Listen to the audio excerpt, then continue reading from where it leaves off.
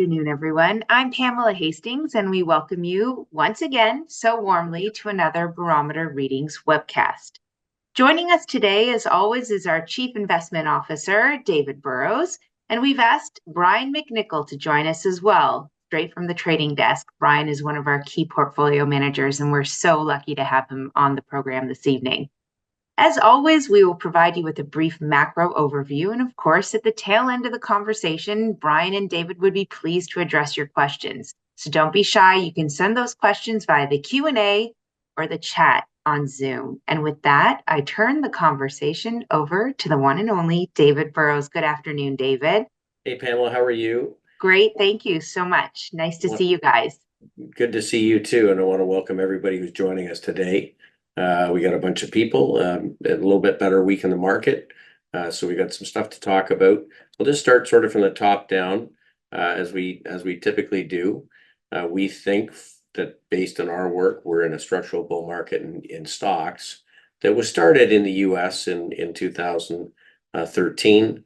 And of course, we've had some interruptions along the way. But in a structural bull market, as we have, in the 80s and 90s, in the 50s and 60s, we have these extended moves, sort of 3 steps forward, 1 step back. And we have to manage the drawdowns, of course, always. But it's important to understand the structural backdrop that we're working against. So we believe that we're in a longer term bull market. And in general, equities are an asset class that we want to be focused in. Putting the last 2 bull markets under the microscope, 1982 through 2000 and 2013 through present, we tended to be lower bound by the rising 200-week moving average, which of course we have continued to be. We touched on it briefly in October of 22. And here we are now trading within a whisper of new highs. Last month, the S&P was down about 3.6%. You can see so far this month we're up a little over 3%. So we're not too far from making new highs. We've talked over the last few weeks that we tend to get kind of 5% corrections, 2 or 3 of them over the course of the year. We didn't think that we were going to get too much more than that. We basically got just about 6% at the worst point in the month of April. And as we sit today, you can see that off the lows in October, we had a great run higher. We started to correct a little bit in the end of March. Through April, market pulled back, broke the 50-day moving average, ultimately held and rallied up underneath the 50-day. Through this period, a bunch of our breadth indicators have been sloppier. So, of course, over the last few weeks, we said, look, we're really not adding anything to portfolios.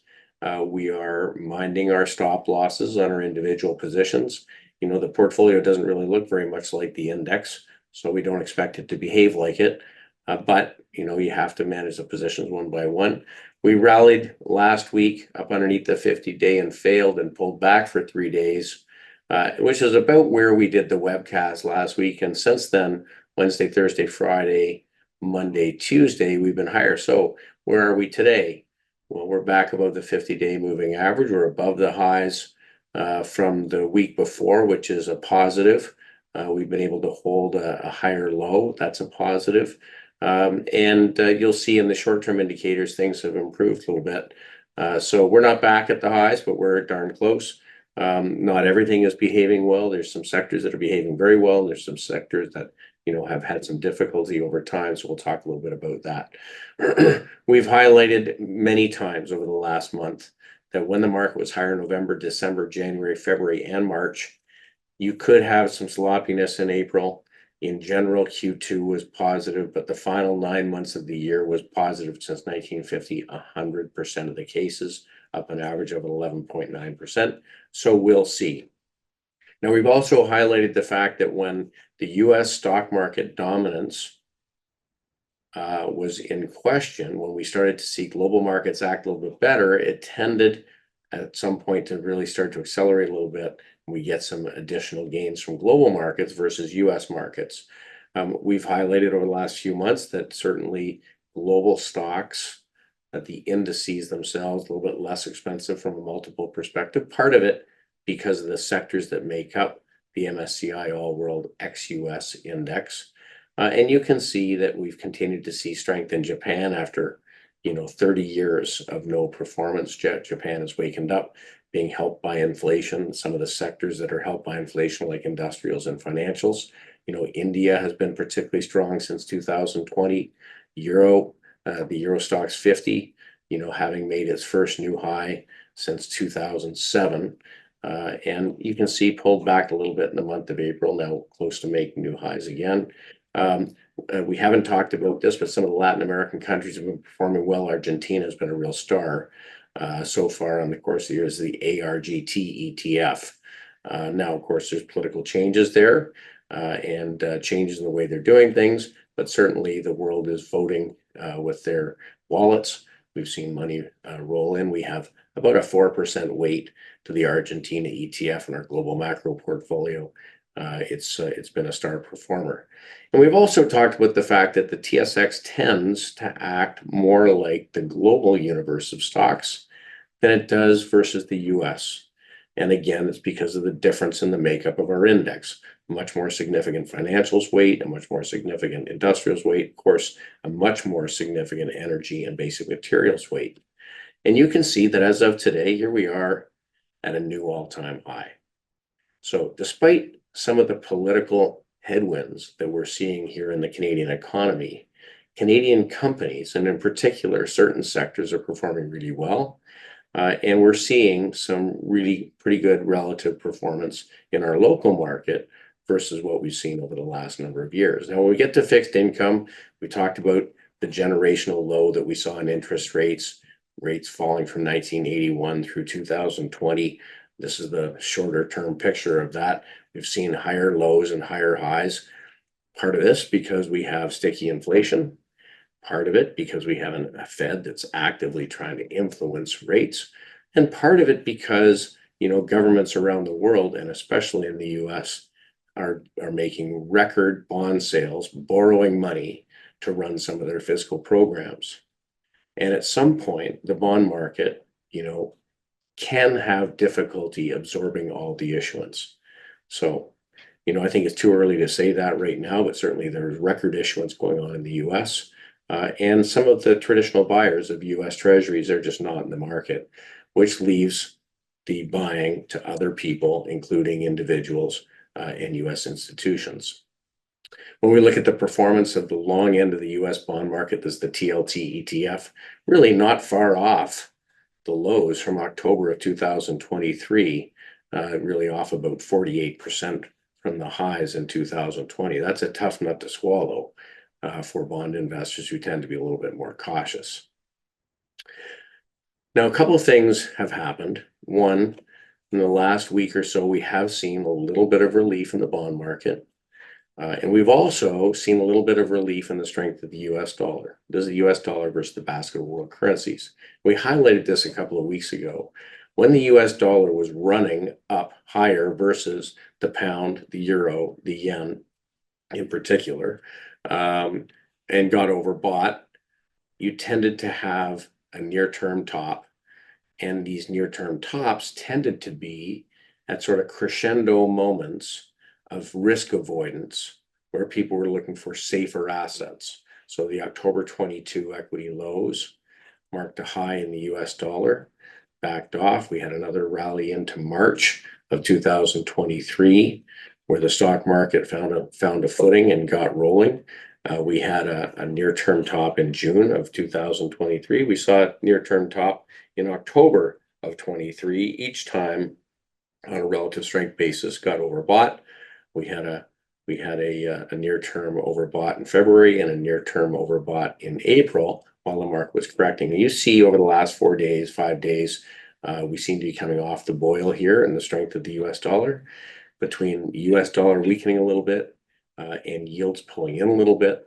Not that these are, overly significant moves, but it just takes the pressure off of risk investors, takes away a couple of question marks, and certainly we've had a little bit better stock behavior. So when we look at stocks, SPY ETF for the S&P 500 ETF versus the performance of the AGG, which is the aggregate bond index in the US, very clearly since the bottoming in rates, the asset that has been treated the best has been the one that provides some inflation protection.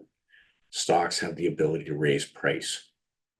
So different than in previous number of years, stocks and bonds have been moving together. Bonds did not pose a significant hedge when the stock market sold off in 2022. In fact, has continued to underperform. So, as I said, we like to understand the structural backdrop. Equities look favorable. Bonds continue to look like a very poor proposition when you consider the amount of money that's being printed and the inflation that we're dealing with in the system. When we look at dividend growth as a strategy versus bond investing, we have been suggesting now for 3 years that dividend growth is a better strategy for an income investor than fixed income. And you can see even through the sell-off of 2022, they roughly had the same result. But of course, since spring of last year, once again, dividend growth has been carrying the baton. So understanding the structural backdrop in our income portfolios, we've been very focused on dividend growth. When we look at commodities in that as an asset class, we had a first leg higher when rates bottomed in 2020. This is a reflationary bounce. You had a tightening cycle through the Fed and the rest of the central banks, and it looks like we've come out of that range, and we're at the beginning of the second wave of likely what will be 3 waves over a very long-term period where commodities are performing. So commodities versus bonds outperforming. And interestingly, commodities relative to the equally weighted S&P showing real signs of a relative reversal in performance, which means probably we want to have some commodity exposure as well. Now, commodities and equities, 2 assets that tend to do well in a more inflationary environment, because if input costs go up, they can raise price tomorrow. And this is what we're trying to focus on, things that can protect our purchasing power. One risk is that prices for stocks fall. We're all familiar with that. The other one is that inflation eats your money, and that appears to be a bigger risk today. So copper, after consolidating through the tightening cycle, is marching higher over the last 3 months for good reason, right? We've seen significant stockpiling of copper by the Chinese, well above what has been their historic trajectory over the course of the year. And we have shortages of supply. We'll talk about that a little bit later. On oil is quietly got a positive trend. This is the nice turn and trend for the 200-week moving average. We've been putting in some higher highs and higher lows. Uranium certainly performing well. We've seen a resurgence of nuclear power around the world. And we've talked a little bit about the initial breakout in gold, which we think is really quite attractive, right? The last gold bear market, when it broke out, gold price went up 350%. So this likely is the beginning of something, not the end. Now, part of that is being driven by central bank gold buying. Over the last 4 years, well above trend gold buying. But, against what? And so I thought I'd use this chart today just to highlight what's going on. When we look at the different uses for gold, jewelry fabrication in blue, well, that's been pretty consistent outside of a significant dip in the first quarter of 2020, COVID. Technology, we know that gold is used in all kinds of electronic equipment. That's been a pretty consistent piece of the pie. We look at ETFs, that's in pink. Well, there's been buying at different points, but interesting last 2 quarters, selling by individual investors in ETF buying. So there's no real mania here, but the central bank buying component is significantly larger in the last 2 quarters than we've had in many quarters. And bars and coins have been pretty consistent. So this is the buyer. And interestingly, after many years of underperformance, in the last 4 quarters, 3 of them have seen outflows in ETFs.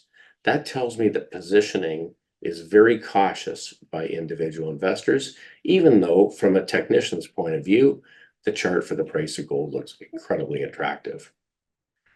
Now, we're into the earnings season. We're almost all the way through. 425 companies have reported their earnings and sales for the quarter in the S&P. Sales growth has averaged 3.97%. Earnings growth about 5.5%. That's a positive in general. we've seen pretty good beats on earnings. And if we look at the surprises, we've had revenue surprises averaging 1.2% above estimate and earnings surprises of 8.85 above estimate. And so, so far, the earnings have been pretty benign, but I thought this was interesting.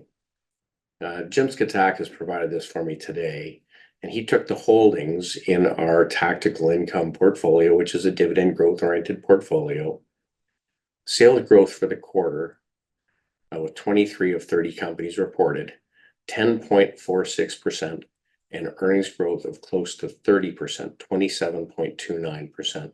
Now that's versus the S&P at 3.7%, 10 versus 3, and earnings growth at 27.9 versus earnings growth 5.5 for the index. So when we talk about high grading, the goal here is to own great companies, companies with a greater ability to grow their dividend, and a greater ability to grow the dividend enables us to offset the cost of living. So in general, things are going pretty well. Since March of 2023, now a little over a year and 2 months, market started to broaden out at that point. The equally weighted S&P is up 20.84%, TSX up 19%, aggregate bond index at a little less than 1%. The income portfolio is up almost 25. Equity portfolio is up 33, and our macro portfolio is up 28. So things are going well, and it's because we're targeted. Now, we have a strong belief that nobody needs us to replicate the S&P. We got 3 basic jobs for our clients. 1, use the tools that we have to identify the structural changes that are taking place, where money's getting put to work and assets are being revalued favorably, and focus in those areas. Find the leadership. Those can be sectors, themes, geographic regions, or styles. We're always watching for new leadership to emerge and old leadership to recede so we can transition our portfolios, and in the absence of leadership, have an ability to hold cash. So we're very happy to hold a significant cash weight. We don't have one currently, but certainly using the stop losses that we use help us to get out of the road of trouble when things start to get difficult. So we're trying to be pretty tactical about this. We're trying to really manage people's exposure. We use 3 sets of tools. 1 is a top-down macro approach to try to identify the asset classes we should focus in and the sectors and themes within those asset classes that are benefiting from whatever the current change is. And then a bottom-up set of tools to identify specific securities to use to target to take advantage of these themes. So our portfolio is a living, breathing thing driven by these 2 sets of tools. And then the third piece, which is as important as the first 2, is a very disciplined selling process that is aimed at making sure that little mistakes don't turn into big ones. So we use stop losses. The top-down piece is aimed at trying to identify areas of expanding breadth. That means areas of the market where over time more and more securities are participating in a rally. That's a constructive part of the market. When things start to roll over, the leaders generally continue to move well, but the laggards start to give up their strength. And so by tracking breadth, or the percentage of stocks in uptrends across a bunch of different universes, we can recognize when something starts to change for the worse before it's obvious in the leading securities. We want to target new areas of improving breadth, and we want to be reducing our holdings in areas that are seeing deteriorating breadth. Very rules-based and very quantitatively driven. Okay, so let's talk about where things are now. 2 weeks ago, 3 weeks ago, we highlighted that we had a number of our short-term indicators had been showing deterioration, and the percent of stocks in uptrends in the NYSE had backed off. Not a lot, by about 6%. A week ago, we said that despite the fact that we had been correcting, we started to see some improvement in our short-term indicators. So the percent of stocks trading above the 50-day moving average moved up to about 40%. Percent of stocks making new highs versus new lows had started to improve. We talked about the fact that there was actually fewer companies the week before last making new lows than the week before, even though the index went lower. And we talked about the percent of stocks trading above their 150-day moving average or 30-week moving average. Well, let's fast forward to this week, and things have changed a little bit more.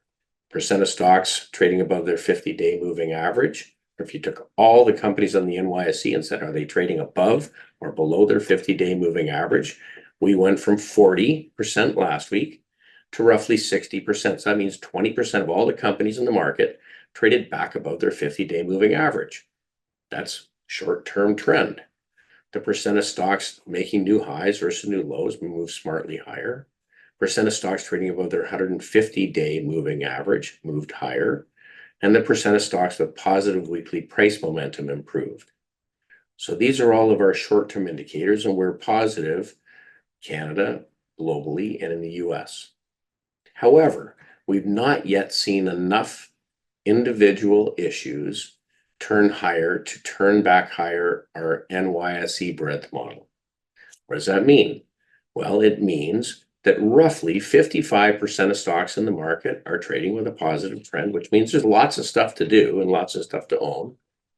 But it means that it's not yet really improving, which means we're not in a hurry to add new positions. The positions we have are behaving well, but we're waiting to see that improve before we put new money to work. Let's talk about leadership. Well, there's been pretty clear leadership over the last couple of years. Since the market made its low in October of 2022, 3 or 4 groups have pretty consistently been outperforming the market. We'll start with financials. This is the XLF, made up of a broad base of financial services companies, everything from Berkshire Hathaway, JP Morgan, Visa, Bank of America, and so on. This blue line is relative performance versus the S&P. So since June of 2023, steadily moving higher versus the S&P, and now trading back toward the highs. We're above the highs from the week before last. That's a positive. We're trading back above the 50-day moving average in blue, and breadth in general has been solid through the piece. When we look at the very long-term picture, thinking back to that market chart we looked at the beginning, after a long period of underperformance, 2008 through 21, we broke out, we consolidated, and now over the last number of months moving higher. The pullback in the month of April did not exceed the low from the month of March. Here we are, we've recouped over half of what was given up in April. We think we're in an early stage bull market in financials. Why do we think that? We've talked a lot about insurance. 3 of our biggest holdings we have are in the insurance group. 3 of our top 15 positions. Number 1 position in the firm, Fairfax Financial, basically at a new 52-week high today and a new relative high versus the market. Progressive Property and Casualty Insurance, as of yesterday, traded a new 52-week high. And Reinsurance of Group of America, which is in our top 20 positions, traded up from the low at 178 back to 204, made a new high 3 days ago when it reported its earnings and beat estimates by a wide margin. Insurance sector is performing really well. Last week, we talked about Goldman Sachs, the importance of Goldman Sachs. Goldman Sachs is a pure capital markets bank.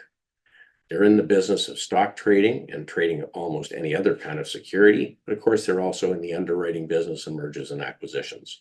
Goldman Sachs fortunes are completely tied to the market.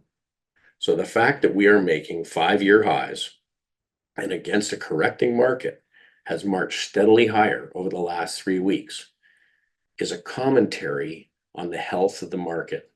It would be highly unlikely for Goldman Sachs shares to be continually making 52-week highs if we were headed to a weak part in the market. Industrials have been pretty steadily performing well. In fact, the industrial sector bottomed in the early part of 2022, going back to March, when the market made its final low in October, was trading higher than it was where it was in March. And we've seen strong relative performance over the last number of months. Now, one of the important parts of this sector is the defense sector. And for obvious reasons, the defense sector continues to make new highs. We've talked a little bit about that on these webcasts. Howmet, one of our biggest holdings, reported last week and beat handily. We talked about Crane a couple of weeks ago. We talked about Eaton Corp. We talked about the resurgence of manufacturing in the US. All of these things continue, and the markets continue to bear that out. But today, I asked Brian McNichol to join us to talk about another company, which you might not think of as being an industrial. It's a big Canadian company. It's in our top 10 holdings. I think it's number 7 in the firm. All of us have been trying to find ways to participate in what's coming in artificial intelligence and machine learning. Thomson Reuters really is a media company. Maybe, Brian, you could talk a little bit about it because you've been the one doing the work here. But I just want to congratulate you because they reported earnings this week up 32%. And really, the market was very happy. So maybe you could talk a little bit about this one. Yeah, of course. And it's definitely been a misclassification in terms of sector. It's an information publishing and electronic solutions services company. So you can think of it as a communications company or a technology company, but for whatever reason, they classify it as an industrial. So Thomson Reuters, they provide trusted data to professionals across 3 different industries. Their main 2 being legal and tax and accounting, as well as news and media. They have a revenue base of roughly $7 billion. That's spread across 460,000 customers, and 80% of the revenue is recurring in nature. So very stable. Given they hold a leading position in their 2 main segments, both legal and tax and accounting, we see it as a pretty compelling mix of stability and growth. They've historically have had a pretty balanced approach to capital deployment. They fit right in line with our theme of dividend growth. They've been growing theirs at about a 10% annualized rate. M&A is a big story for them as well. They've invested roughly $2.2 billion in M&A since the beginning of 2021. And the company expects to have roughly $8 billion in capital capacity by the end of 2026. So the story of capital deployment is going nowhere. M&A will always be a key trend for them. And a big part of their investment approach has been into the AI trend. So typically AI has been the story of US companies. It's been hard to find a pure play in Canada, but we think we found one in Thomson Reuters. So AI is going to help them accelerate growth as customer adoption picks up. Their core end markets are ripe for transformation. It's labor intensive. There's lack of automation, and there's headcount shortages among the legal and tax and accounting space. So Brian, talk about this in practical terms. As a lawyer, people spend an enormous amount of time looking at case law to try to find precedents. And they understand how to use the legal libraries, and they understand that, forever Canada Law Book was the box on, providing information. But really, how are they using AI to make these companies' jobs easier? So going back to, before AI, so Thomson Reuters, using legal as an example, prior to AI adoption, a key product of theirs, a key service offering of theirs is a product called Westlaw Edge. So it's a very important tool which allows legal professionals to have ample access to information for research, identifying issues and case gaps, and also just getting general answers to a number of legal questions, all at a fast pace and all using Thomson Reuters' proprietary data set. However, this was all done via a search function, so not really that user-friendly. With AI adoption, this is going to allow legal professionals to automate a lot of different tasks. Currently, those tasks include contract construction, research on certain cases or case law where AI is going to automate reports and also provide the proper citation, which is massive for a research analyst working at a law firm, and also drafting and document analysis and many more. Right now, those are just a few examples of what they've currently been working on. But for contract construction, you'll have Westlaw Edge up on your screen. On the right, you'll have all the different little parameters that you just need to fill in.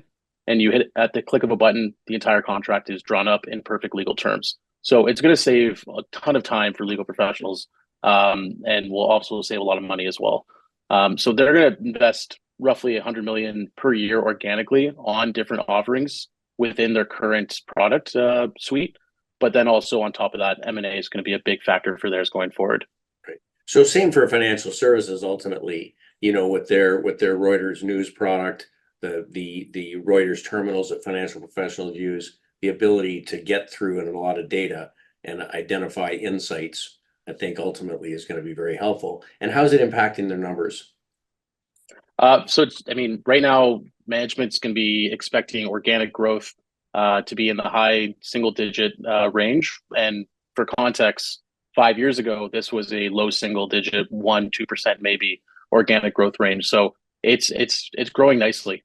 Free cash flow growth is going to be roughly 8 to 12%, of which 75 will consistently be returned to shareholders through dividends and buybacks. So we're seeing this as a really strong growth company within the industrial space. Right, and certainly an important company in the Canadian stock market. So one that we're happy to hold currently. Thanks so much, Brian. Thanks for jumping on. I really appreciate it. Yeah, of course. Moving on, the materials sector over the last couple of weeks reaccelerating after pulling back off their initial breakout. You know, all of these themes are being driven by big structural changes in the economy.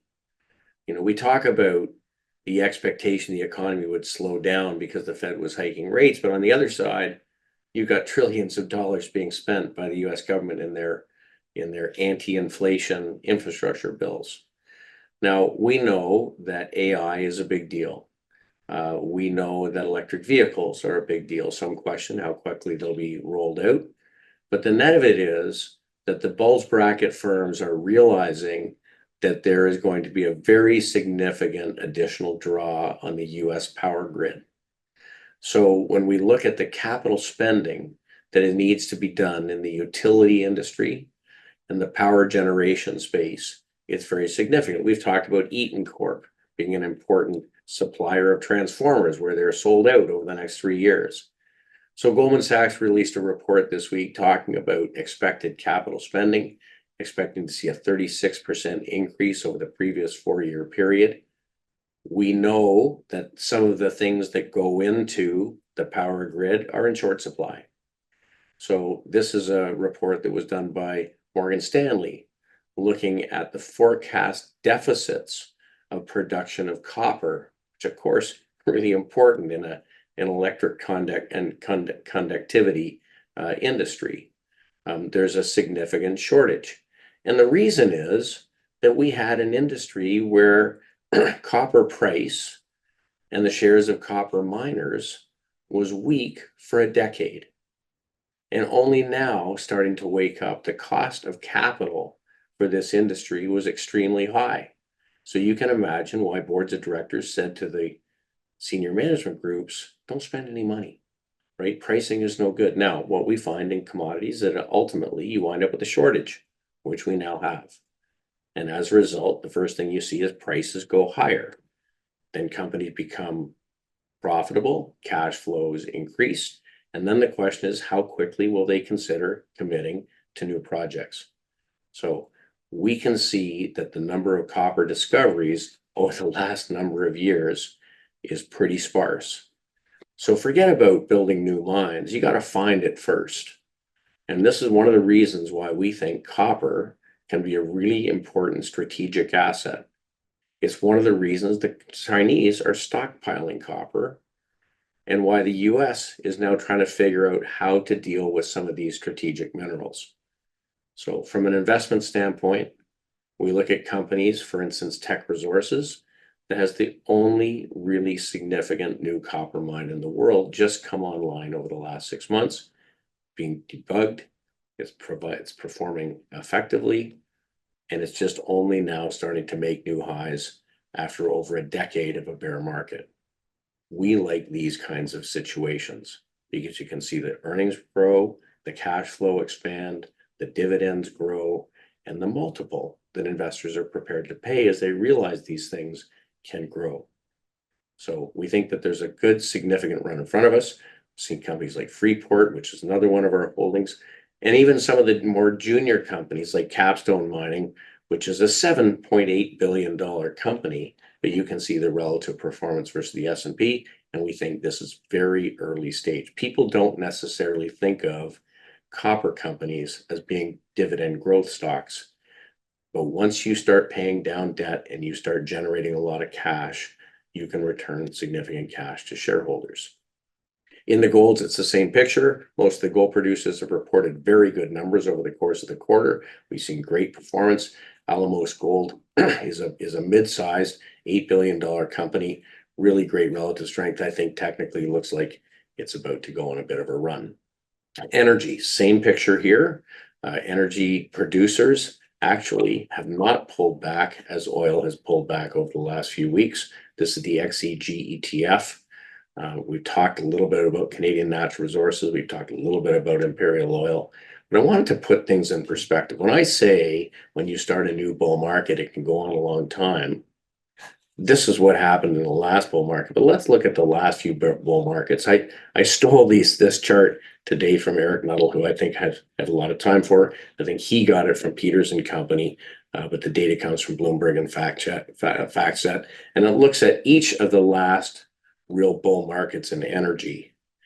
And in red, March of 2020 through March of 2024, you can see why we might think that this is relatively early stage if we get a real bull market in energy companies. So great companies, good getting better, companies that have paid down their debt, companies that have generating additional cash flow, and companies that are raising their dividends consistently. Technology. Now, very well-owned sector with some wonderful companies is the XLK.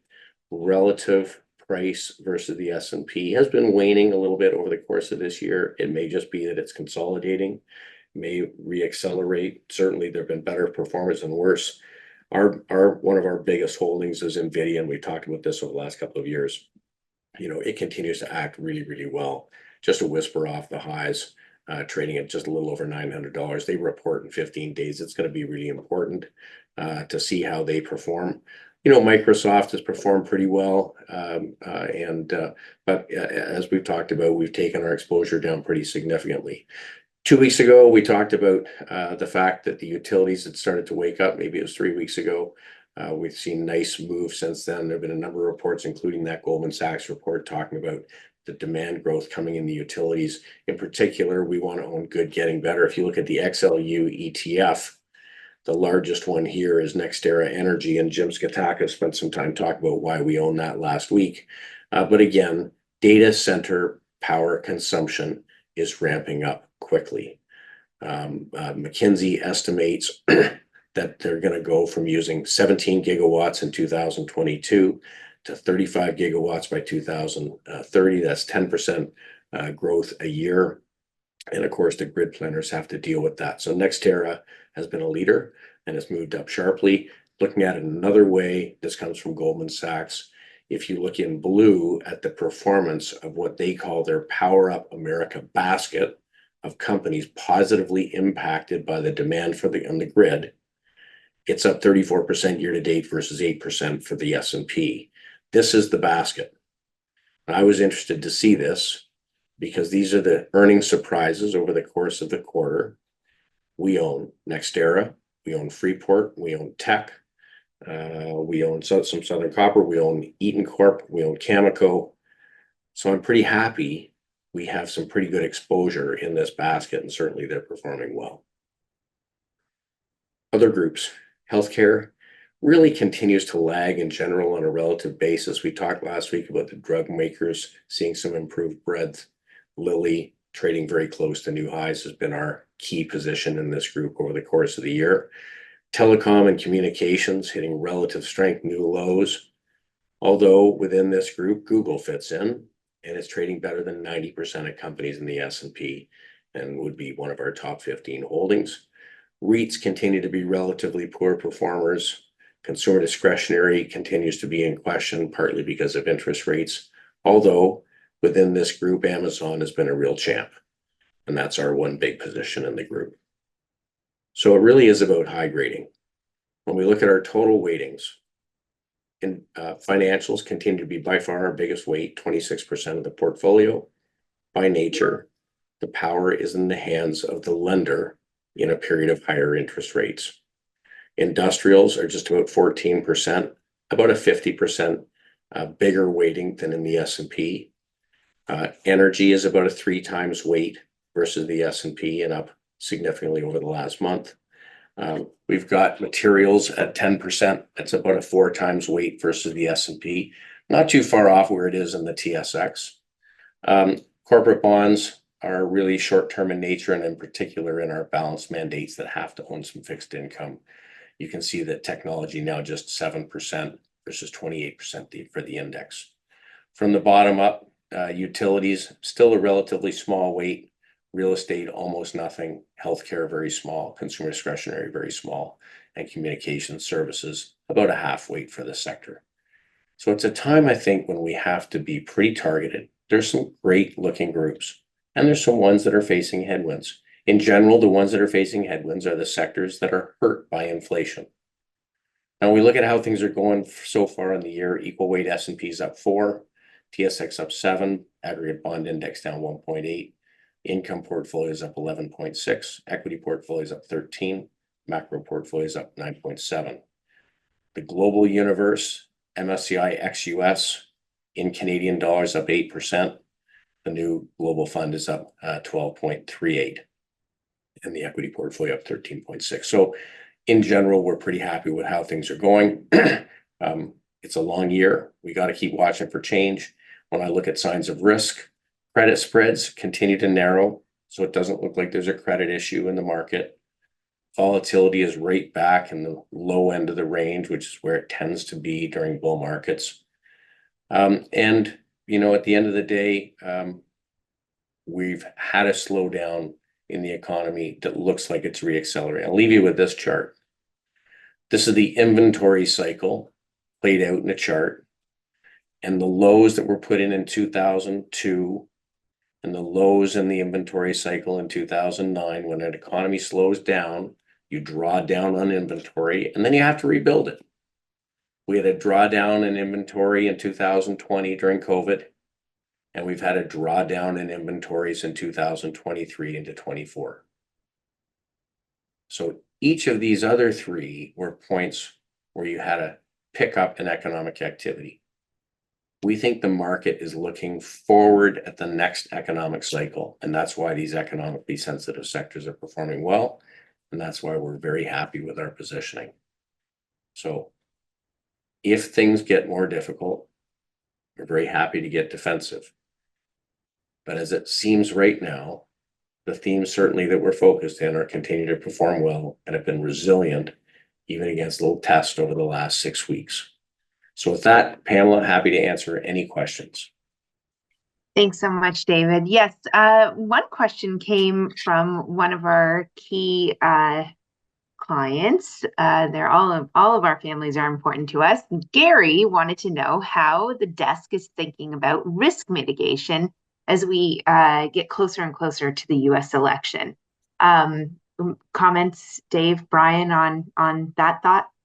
Well, fair point, Brian. Feel free to jump in. When you look at the seasonality of an election year with an incumbent up for re-election, since 1950, the April through November period actually was pretty constructive.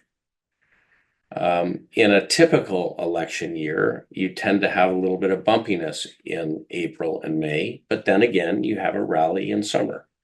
So we had a little bump in the month of April.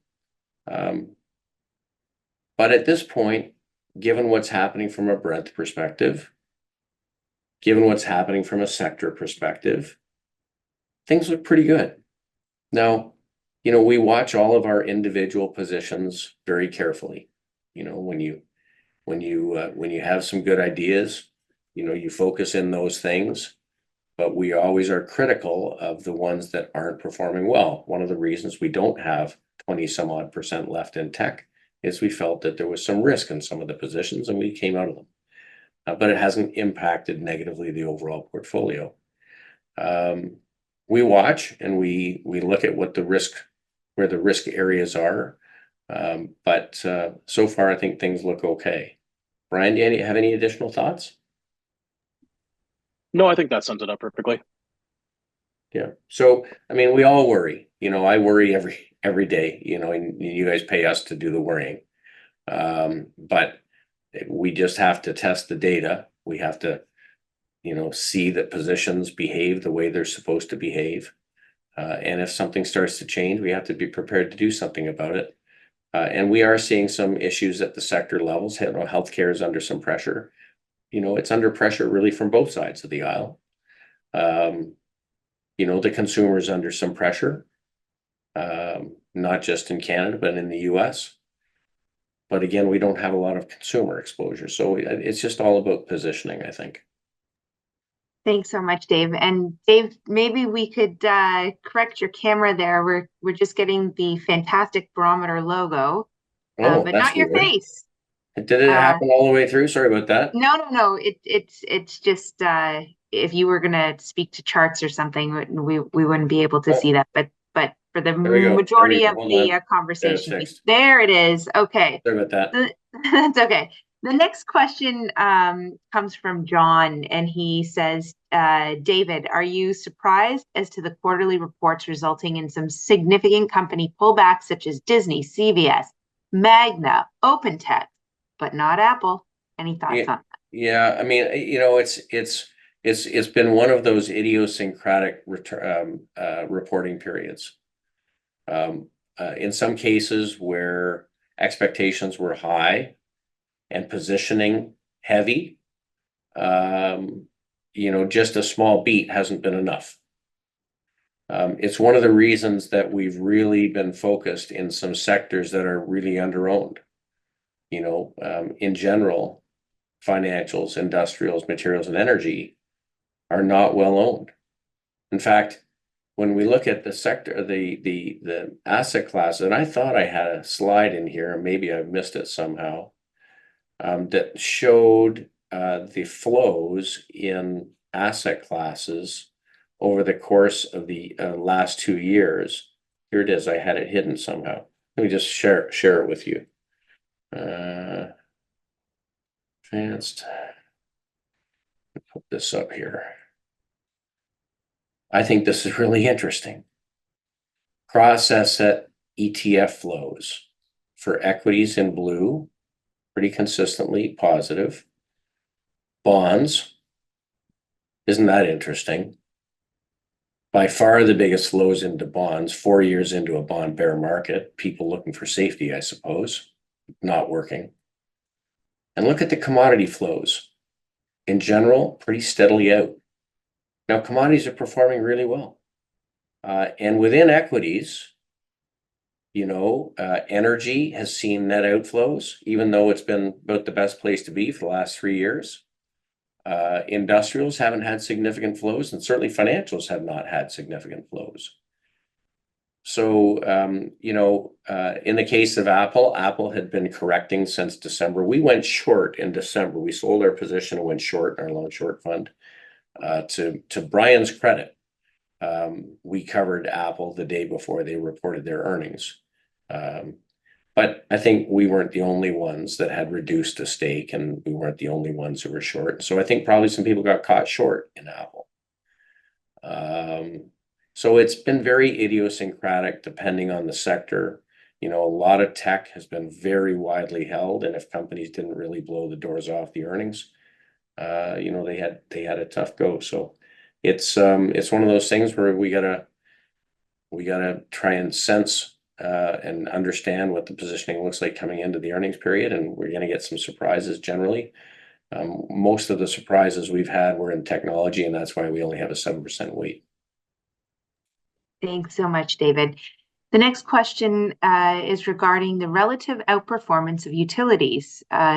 This question asks, is it possible this is inferring that we are late cycle, interest rates have topped, and investors are moving to safer sectors of the market? What are your thoughts there, David or Brian? I don't think that's the issue. If that was the issue, then you would expect to see strength in telecom. You'd expect to see strength in staples. You'd expect to see strength in other low vol sectors, and you don't. We've seen a very significant shift in the utility sector, and I'm pleased that we recognized it about 3 weeks ago. And I think it has a lot to do with these reports that have been coming out by big bulge bracket firms talking about the ramp up in the demand, given the explosion in the use of AI and building the AI models and the data centers that are supplying it. I think that's really the biggest issue. And it's also why, when we look at that, Power America basket, I think that's helping some of the materials companies. I think it's helping some of the the engineering companies, we see companies like Stantec, here in Canada has had a very good go, or Power Quanta Services in the US that does engineering work and installation work for the utilities industry. My guess is it's investors trying to get positioned for that. Now, these things you always have to watch that they don't get overdone, but we think that there's probably a long way to go here.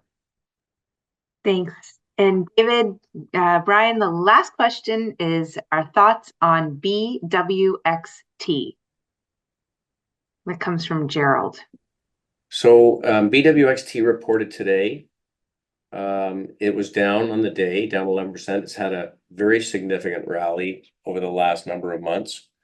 I think it falls into the camp of sort of pretty high expectations. If I look at it technically, we're still trading, pretty well above the rising 200-day moving average. But Brian, do you have additional thoughts? So this is one that the US team here definitely covers more than I do. But just looking through notes that were shared earlier from our US coverage, it's really just a company that was priced to perfection, it looks like, and results, while being good, were just not as great as everyone was really hoping for. And so usually, I mean, we've seen that quite a bit happen off of earnings. Keep in mind, we're trading where we were trading at the end of February. Yeah. So 2 months ago, there was quite a significant gap on the chart when they reported their earnings in February. It gapped higher, and we've come back and filled that gap today. So it hasn't broken down on long-term trend, but we'll be watching it closely over the next few days to see how it behaves. Thanks, guys. Well, that concludes our questions for this afternoon. Brian, great to have you this afternoon. I know our investors love to see and meet all of our PMs that are behind the scenes. And David, as always, thanks for the review. I'll leave you with the final word. Listen, thanks everyone for joining, and thanks, Brian. We really appreciate you guys tuning in. Don't hesitate to reach out with any questions that you have, things you'd like us to cover. Always happy to have those questions and more stuff to talk about. So thanks for tuning in. We'll see you next week.